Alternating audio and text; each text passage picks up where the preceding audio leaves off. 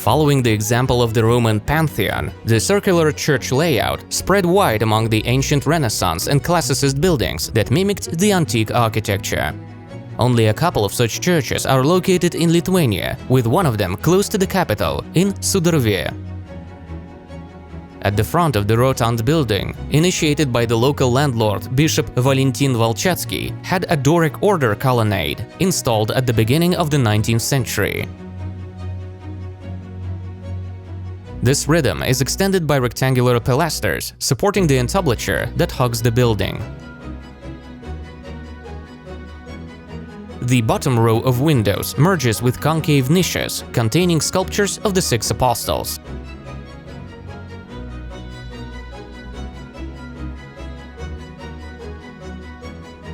The rectangular second-row window openings match the modest entrance portal.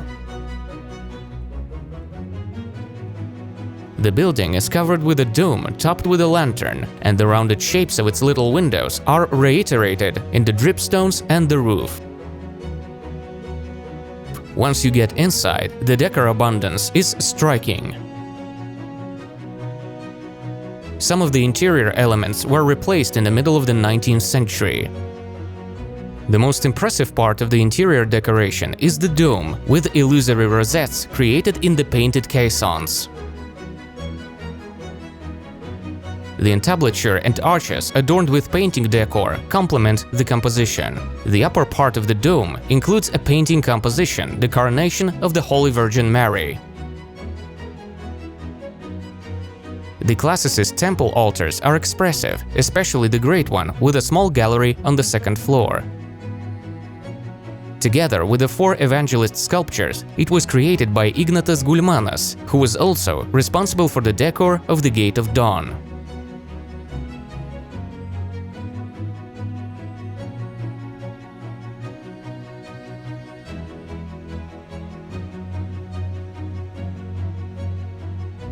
Karvys Church is an example of the neo-Gothic style of the Romantic period.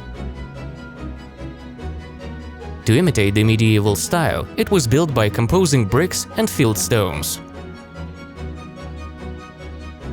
The towers also resembled stylized castle towers. They have pointed arched niches with a Gothic composition of two windows and a round niche.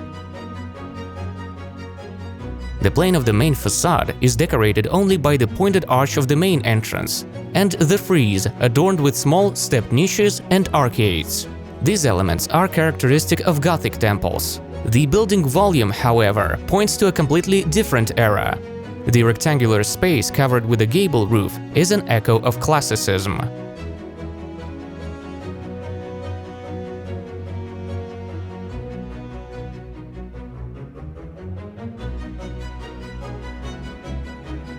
Since the old days, Vaidatai had a chapel where inhabitants of the surrounding areas prayed.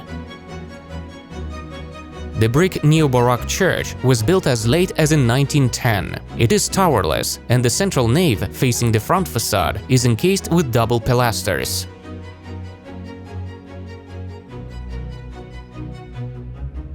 The side naves are connected to the central part by sloping attic walls, which is a simplified version of volutes.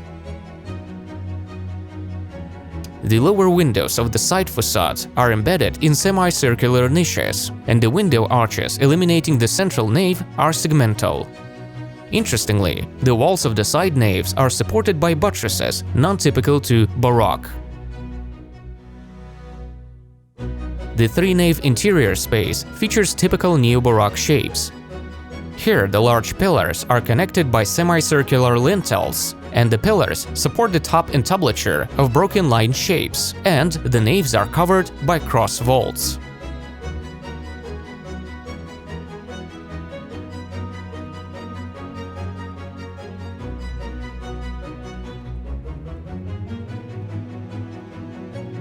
While the beginning of the 20th century is considered the sunset of the manor culture, Vyžulioniai's palace was still built before the World War I. It includes then popular modernist features, which are quite rare in manor architecture. The palace of Corvinas Wrablewski's family was built at the same time as the landscape-type park surrounding it. The modernist style was not very well established in Lithuania. Therefore, its stylized forms were most often used to emphasize structural elements. This is the case with Vyžulioniai palace. It is dominated by large, laconic window frame edging, connected by vertical embossed elements, and the building corners made with hewn rectangular stones.